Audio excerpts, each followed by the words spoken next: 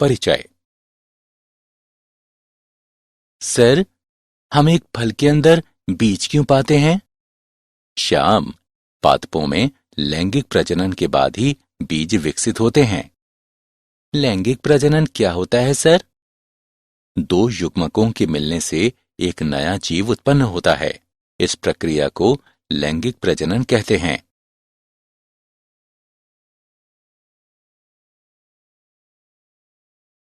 Sir, पादप का कौन सा भाग लैंगिक प्रजनन में हिस्सा लेता है?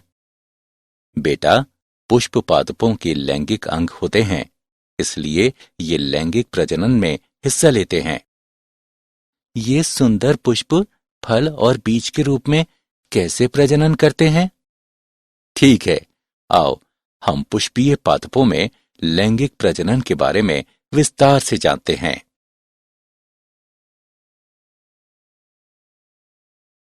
उद्देश्य। इस पाठ के अंत में आप निम्न करने में सक्षम हो जाएंगे। एक पुष्प के हिस्सों की पहचान करना, पुंकेसर की संरचना और लघु बीजाणुधानी की प्रक्रिया को समझना, जायांग की संरचना और गुरु बीजाणुधानी यानी बीजांड की प्रक्रिया को समझना, परागण को समझना और परागण के विभिन्न कारकों की पहचान करना, निषेचन के प्रकारों को समझना, भ्रूणपोष, भ्रूण, बीज और फल के विकास को समझना।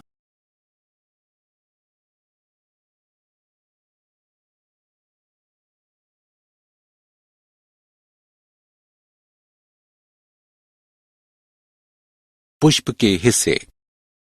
पुष्प अंगों की तीन प्रमुख श्रेणियां हैं। प्रजनन अंग मादा, प्रजनन अंग नर और गैर प्रजनन अंग। प्रजनन अंग मादा, अंडप या स्त्री केसर, वर्तिकाग्र, वर्तिका, अंडाशय, बीजांड। प्रजनन अंग नर, पुंकेसर, परागकोश, डंठल तंतु यानी फिलामेंट, पराग। गैर प्रजनन अंग पंखुड़ी यानी दलपुंज, रस यानी वाहिदल, टेपल्स।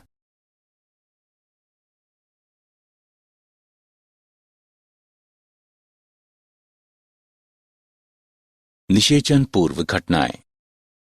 पुष्पी पादपों में लैंगिक प्रजनन में निषेचन से पूर्व निम्न घटनाएं होती हैं। लघु बीजाणुधानी और परागकण का विकास, गुरु बीजाणुधानी एवं मादा युग्मकोद्भिद का विकास।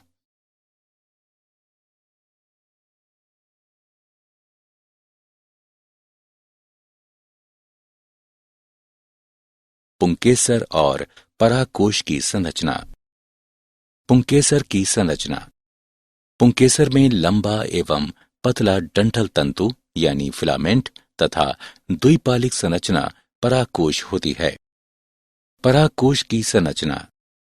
द्विपालित परागकोश, दो कोष्ठ होते हैं। परागकोश में 4 विवर या लघु बीजाणुधानी होते हैं, जो परागपुटी यानी पोलन सेक्स के रूप में विकसित होते हैं।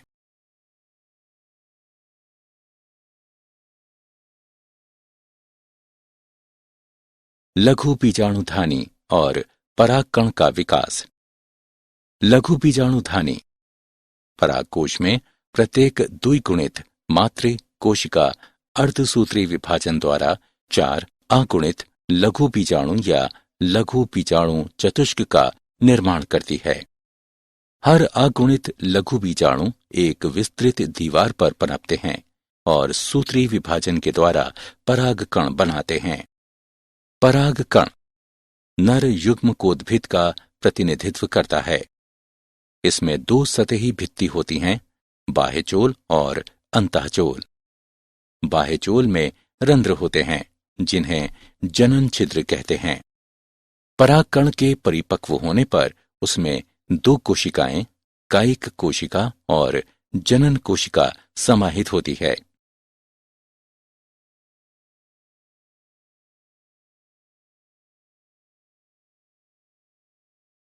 जायांग और बीजांड की संरचना।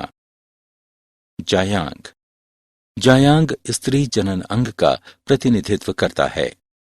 इसके 3 भाग होते हैं: वर्तिकाग्र, वर्तिका, अंडाशय। इसके अंदर एक गर्भाशयी कोहा यानी कोष्ठक होती है, जिसमें एक एक अपरा यानी नाड स्थित होती है। अपरा से गुरु बीजाणुधानी या बीजांड निकलता है। बीजांड एक अध्यावरणी गुरु बीजाणुधानी है। इसमें बीजांड काय होता है, जो 1 या 2 अध्यावरण या संरक्षक आवरण से घिरा होता है। बीजांड के अंग: बीजांड वृंत, हाइलम यानी फेनिकल, संधि रेखा यानी रेफ, बीजांडकाय, भ्रूणकोश, अध्यावरण यानी एंटीज्यूमेंट्स, बीजांड द्वार यानी माइक्रोपाइल और निभाग यानी कैल्चा।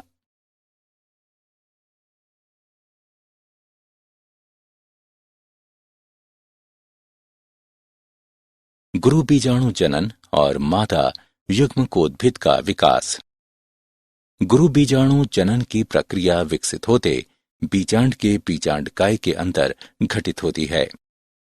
एक प्रसूतक कोशिका बीजांडकाय में बीजांड द्वारी शीर्ष पर विभाजित होती है।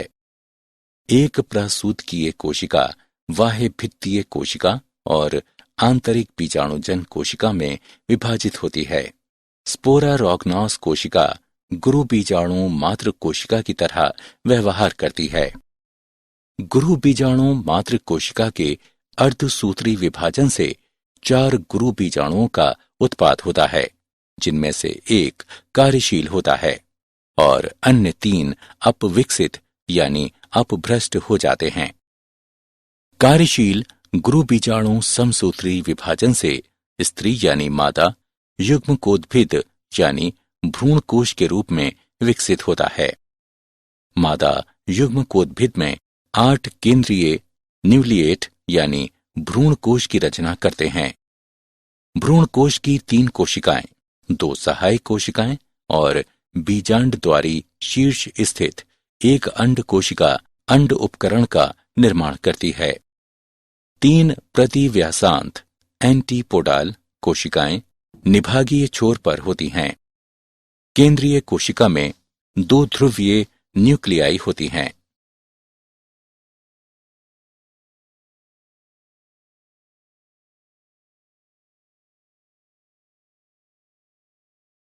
परागण। परागकण के नर परागकोश से स्त्री केसर के वर्तिकाग्र तक स्थानांतरण या संचारण को परागण कहा जाता है। परागण 3 प्रकार के होते हैं: स्वयुग्मन यानी ऑटोगैमी, एक ही उसी पुष्प में परागकोश से वर्तिकाग्र तक परागकणों का स्थानांतरण है। स्वपरागित पुष्पों में परागकोश एवं वर्तिकाग्र एक दूसरे के पास अवस्थित होते हैं और स्वपरागण या ऑटोगैमी को सुलभ कराते हैं। सजात पुष्पी परागण एक ही पादप के एक पुष्प के परागकणों का दूसरे पुष्प के वर्तिकाग्रों तक का स्थानांतरण होता है। पर निषेचन इसमें भिन्न पादपों के परागकोश से भिन्न पादपों के वर्तिकाग्र तक परागकणों का स्थानांतरण होता है।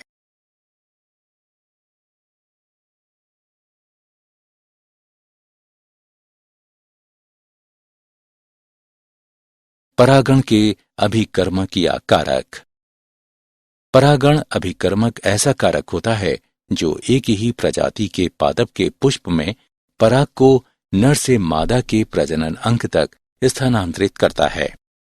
परागण के अभिकर्मक में शामिल हैं वायु, जल, कीड़े यानी कीट, तितली, मक्खी, मधुमक्खी और भृंग आदि, चमगादड़, पक्षी और अन्य पशु। निम्न चित्र परागण में सहायता के लिए गुंजन पक्षी की लंबी पतली चोंच और पतली पुष्पीय नलिकाओं का सहविकास को दर्शाता है।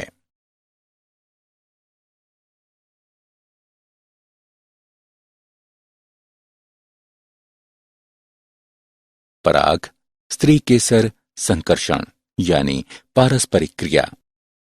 सुयोग्य परागण द्वारा परागकण किसी जनन छिद्र के माध्यम से एक पराग नलिका उत्पन्न करने हेतु वर्तिकाग्र पर अंकुरित होते हैं।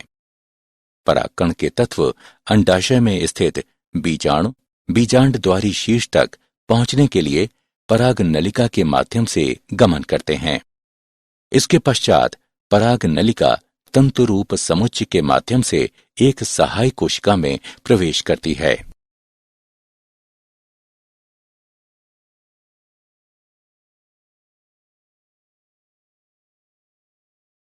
दोहरा निषेचन यानी द्विनिषेचन। एक सहायक कोशिका में प्रवेश करने के पश्चात पराग नलिका द्वारा जीव द्रव्य में दो नर युग्मक अवमुक्त किए जाते हैं।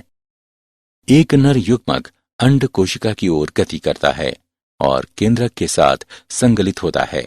इस तरह युग्मक संलयन पूर्ण होता है।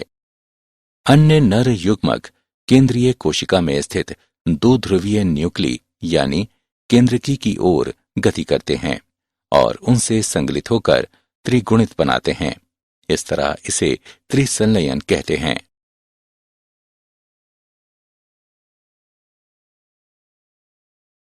निषेचन पश्च घटनाएं। निषेचन पश्च घटनाओं में शामिल है भ्रूण पोष का विकास, भ्रूण का विकास, बीजांड बीज के रूप में और अंडाशय फल के रूप में विकसित होना। भ्रूणपोष कोशिका बार बार विभाजित होती है तथा एक त्रिगुणित भ्रूणपोष ऊतक की रचना करती है। इन ऊतकों की कोशिकाएं संरक्षित खाद्य सामग्री से पूरित होती हैं और विकासशील भ्रूण की पोषकता के लिए उपयोग की जाती हैं।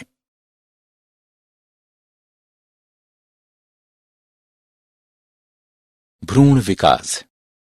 गोलाकार, हृदयाकार तथा परिपक्व भ्रूण के निर्माण के लिए युग्मनज प्राक भ्रूण का समसूत्री विभाजन होता है। भ्रूण की संरचना। एक भ्रूण में समाहित होते हैं एक भ्रूणीय अक्ष, दो बीजपत्र यानी डाइकोट में और एक एक बीजपत्र यानी मोनोकोट्स में। बीजपत्र के स्तर के ऊपर भ्रणीय अक्ष की प्रोटीन यानी एपिकाटील बीज पत्रोपत्रिक होती है जो प्रांकुर या स्तंभ सिरे पर प्रायः समाप्त होती है। बीज पत्राधार में बीज पत्रों के स्तर से नीचे बेलनाकार प्रोटीन जो कि मूलांत सिरा या मूलज के शीर्षांत पर समाप्त होती है।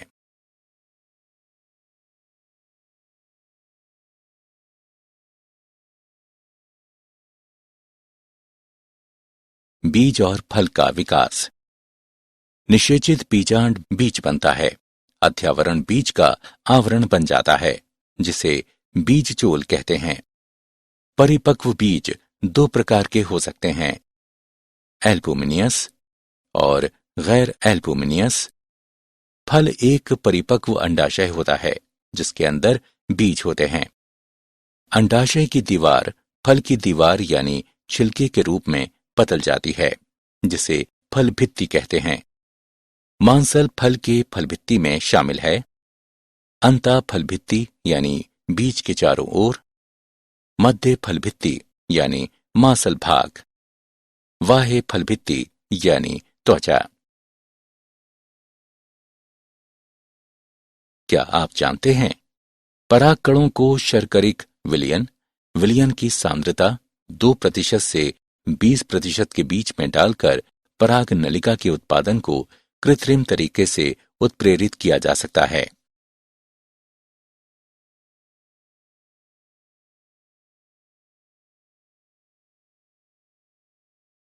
सारांश। आइए हमने जो कुछ सीखा उसे संक्षेप में दोहराएं।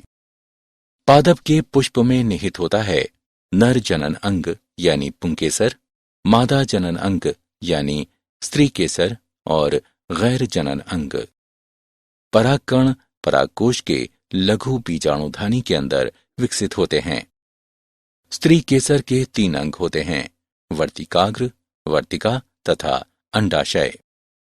गुरु बीजाणुधानी प्रक्रिया के बाद एक 7 कोशिकीय एवं 8 न्यूक्लीकृत भ्रूण कोश का निर्माण होता है। परागण एक प्रक्रम है जिसमें परागण परागकोश से वार्तिकाग्र तक स्थानांतरित होते हैं। आवृत्तिबीजी दोहरा निषेचन प्रदर्शित करते हैं क्योंकि प्रत्येक भ्रूण कोश में 2 संलयन, युग्मक संलयन तथा त्रिसंलयन होते हैं। युग्मनज भ्रूण तथा प्राथमिक भ्रूणपोष कोशिका भ्रूणपोष ऊतक गठित करती है। निषेचन के पश्चात अंडाशय फल के रूप में तथा बीजांड बीज के रूप में विकसित होता है।